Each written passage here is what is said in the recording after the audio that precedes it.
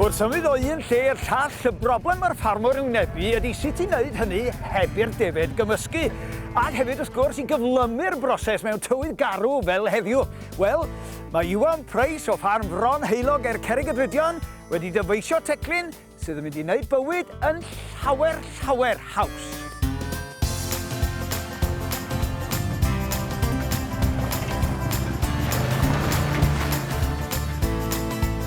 Mae Iwan yn wyneb cyfarwydd i nifer ohonoch chi wedi iddo ddod i'r ail safle yn y rhaglen Fferm Ffactor, llynedd. Yn ystod y gystadleuaeth, cafodd y syniad o greu'r stoc stop. Mae Iwan yn ffermio 400 o erwe ac yn cadw dros 900 o ddefed, sy'n cynnwys defed mynydd Cymreig, cheviots, biwlas a defed miwl yn ogystal â 100 o fuchoedd croes limousin.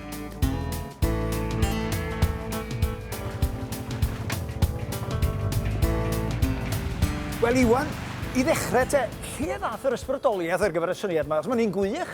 Wel, dwi'n gwybod ei gwir, pan gathon ni fynd yn ôl i'r rhaglen Fferm Ffactor fanno ar i'r peth gychwyn ffwrdd, ond gathon ni 10 diwrnod ar ysbryd i wneud rhywbeth ochr cynllun busnes. A meddwl sydd byn am ddefed, ac wedyn, ar ôl meddwl am ddefed, mynd o un cael llall. A, wel, i gychwyn, meddwl wneud i mynd dros y wal neu dros y ffensys. Dyna oedd y cynllun cyntaf, ond gweld bod hwnnw'n mynd yr rhy uchel, rhy gostus ac yr rhy berig.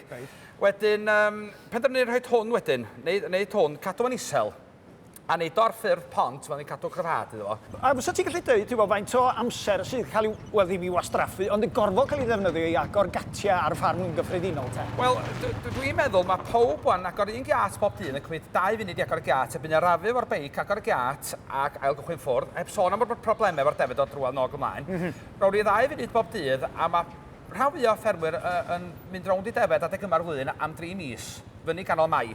So, dyn ni 90 diwrnod, so dwi'n rhoi 180 munud, so rhoi 2 awr i bob giat i agor i un waith mewn diwrnod hynny. Dwi'n ymwyd nad ydy dod nôl? Na, os ydych chi'n mynd i fewn i'r cae allan nôl, rhoi 6 awr i agor, jyst i fynd i un cae, 6 awr i bob cae bron iawn. Ond mwy nag amser hefyd, hwylistod y peth. Dwi'n gwybod, so mae'r llawer ffarmwr, a dwi'n un o'r rhain, wedi agor giat a defed yn cymysgu. A be gewch chi waith, mae rhywun bach o gwmpas hefyd. A dyn dwi'n meddwl, hwylistod o beth hefyd, dwi'n am byd. Yr amser a'r hwylistod, yna 2 beth yn yr ôl. Yr cyntaf un nes i, ond y hian yn mynd reit rownd y gwylod fel ffram ar y gwylod. Dwi wedi gwneud ffwrdd o nhw oherwydd said i'r lle fod yn berffaith fflat efo hwnnw.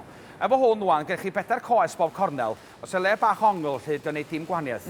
So, mae hynny'n un peth, un mantes iddo fo, dwi'n bwys lle dechrau roed o ddigwyr. Mae'n un mantes mowr. Odyn, beth o'n i sôn am fel gofod mae'r ffarmwr yn chwilio amdano fo? Lle di'r lle delfrydol fysa chi'n cynghori ffarmwr i osod rhywbeth fel hyn te?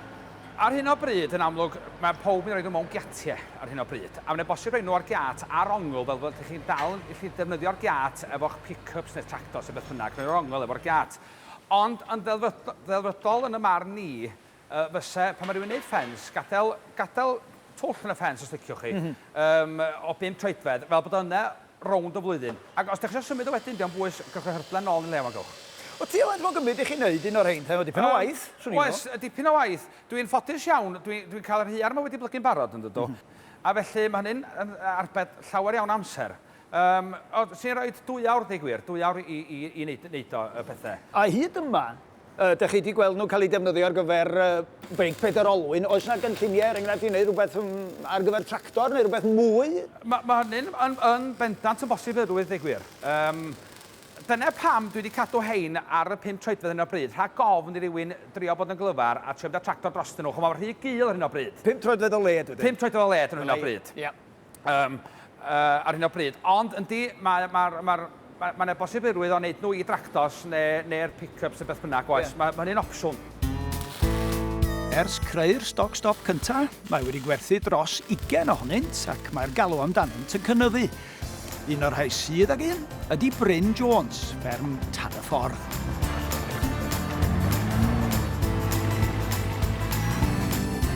Wel, Bryn, beth ydych chi'n weld fel manteision yr stoc stop yma? Wel, rhywun sy'n mynd i oed atho fi, ddim mor gynt i'r redeg. Mae o'n ddefrydol, i ddweud gwir. Dwi'n mynd gorfod mynd allan, dy'r defed yn basio fi wrth agor iad, dy'r defed yn cymysgu. Ac wedi gael dwydd a heddiw, dy giat yn cael pan dwi'n mynd allan i achau. A bi am, ydych chi'n gweld am fwy defnyddiol rhai adegau'r flwyddyn, falle? O, dwi'n meddwl fydd o'n fanteisiol yn newedig defyd y gwyn. Dwi fama symud defyd ymlaen, efeilliad o un cael llall. Mae'r AI yn dod ac yn symud o un cael llall. Dwi'n ddim lot o gyell, ond maen nhw'n symud o un cael llall. A beth ola dwi isio, di cychwyn cymysgu a cychwyn cyplu nhw'n ôl wedyn. Mae'n ddigon i wneud defyd y gwyn i wneud y job mor hwylus a beth dwi'n gallu wneud i. Mae'r diwydiant amaeth yn un sy'n cael ei ystyried yn gyndyn o dderbyn newid. Ond dyma chi enghraifft o ffarmwr sydd wedi edrych ar broblem a chreu rhywbeth o'r newydd er mwyn ei datrys.